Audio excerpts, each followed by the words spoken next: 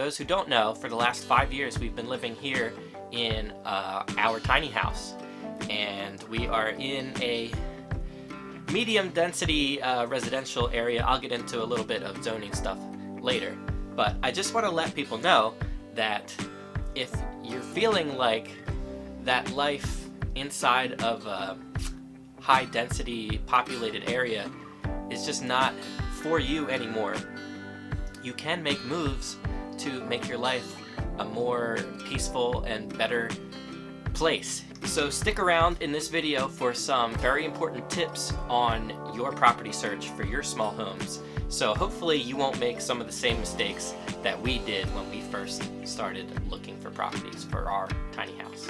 So let's get started. Now, I think we got very lucky in finding the land that we ended up being on and purchasing, but we made many mistakes that could have been costly, especially if we hadn't gotten zoning approval from our county, which I'll talk about a little bit later. Now, even though in our specific instance here, I'm talking about how we found land for our tiny house, I think a lot of these strategies and tips that I'm going to mention in this video will be relevant to many other kinds of homes that you might want to put on your property in your property search.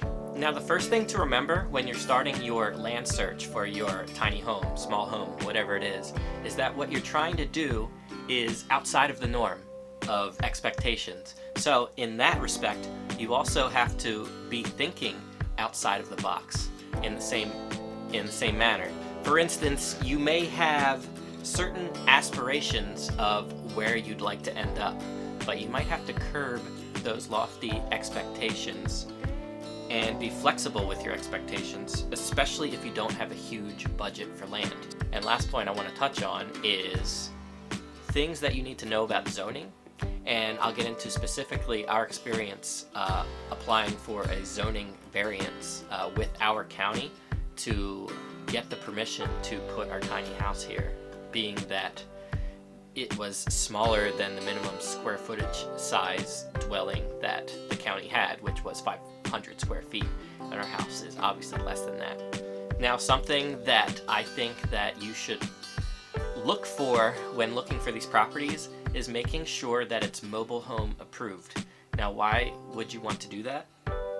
You might be surprised that a lot of properties specifically say in their details that they're it'll say specifically no mobile homes. They don't want mobile homes on this property for whatever reason. So finding land that was approved for mobile homes was essential for our search for a property for our tiny house, because we plan to explain in our zoning board appearance that, hey, we want to put a small mobile home on our property, and that's essentially what a tiny house is a mobile home. It's just a small mobile home. So that was our argument that we made to the zoning board. So if you are searching for property in a more highly populated area, I think you need to be aware that there are zoning laws and restrictions in place for that specific area, and you'll really want to dig into those files and find out what that is. In our county here, the minimum square footage for a dwelling is 500 square feet, which I think is pretty small relative to other places that I've seen. So we said that our house, including our loft, is 300 square feet. So we needed to apply for a variance because our house is smaller than the county's minimum square footage requirement. And in order to do that, we had to go in front of the zoning board for our county and make our plea to them as to why they should allow us to put our tiny house here. And if you're interested in finding out more about that whole experience, going in front of a zoning board to get approval for the tiny house, you can click the link. I'll either put it above and probably below in the show notes, because we did a blog post about that a few years ago, and you could check that out for more details. Now, here is a big thing that I want others to learn from what we did, a mistake that we made that ended up working out in the end in our favor, but we were very naive. We were a lot younger back then, even though it was only 5-6 years ago. But listen, don't do what we did. Don't buy land before you have the zoning approval to put your tiny house on your property.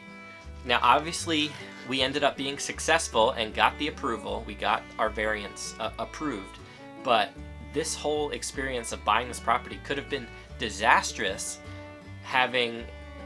if the zoning board had not approved our variance request. We would have been stuck here with this property that we can't park the tiny house on, that the tiny house that we had already had purchased and was being built for us at the time.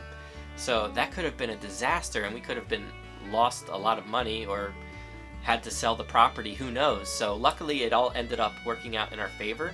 But I think in the future, for your sake, if you're trying to do what we did, I would, when looking for property, try to figure out or do some kind of thing in the contract that it is, make sure that it's pending, your purchase of the property is pending on whether you have zoning approval. Because if you don't have that, then you can't put your house there anyway. So looking back, I think we would have tried to make sure that we could have got the approval first before actually purchasing the property. That would have made a big difference in stress, because we were very stressed out at that time, hoping and worrying, hoping for the best, but worrying like what would happen if they said no, you can't put your tiny house there. That would have been a disaster. But luckily that didn't happen. But don't make that mistake. Make sure that you can put the tiny house or whatever kind of small home that you want on your property before you buy it. Now here's a good tip for those that may find themselves having to go up in front of the zoning board in the situation that we were in. We used what is called a heartfelt plea. And basically, a heartfelt plea was like us. We weren't literally on our knees, but we were like kind of doing that in what we said. And it was just begging, like, please let us live here in our tiny house on this property.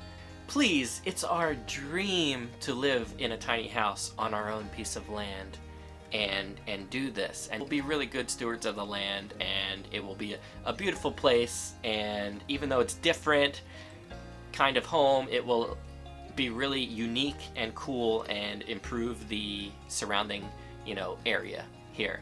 That's your heartfelt plea, and it seemed to work for us. I think it might work for others in their situation as well. And you really want to work to pull on the heartstrings of these members of the zoning board to get them to vote in your favor. But like I said, everything worked out in our favor, and we've been living here successfully for 5 years. No one's come and kicked us out yet, so hopefully that doesn't happen. And yeah, so I'm really glad if you stuck around to the end of this video. Thank you for watching. And if you're new here, please subscribe to our channel. We do a lot of videos about homesteading and gardening. And I decided to make this video even though I'm not talking about those things, but really because you can't really garden or homestead without owning land. You need some kind of property to do that stuff. So even if it ends up being just like 1/10 of an acre or 1/4 of an acre, we're here on a 1/2 an acre, but we're growing on a lot less than what we have. The point is, you can't do it without land, but even if you could only purchase a small piece of land, there's a lot of things that you could do. There's a lot of things that you could grow on just a small piece of land, and that's a lot of what we talk about here on this channel. So please, if you haven't done so already, subscribe to our channel and give this video a like if you found it helpful. And that's going to be it for this video. So thank you for watching, and we'll see you next time.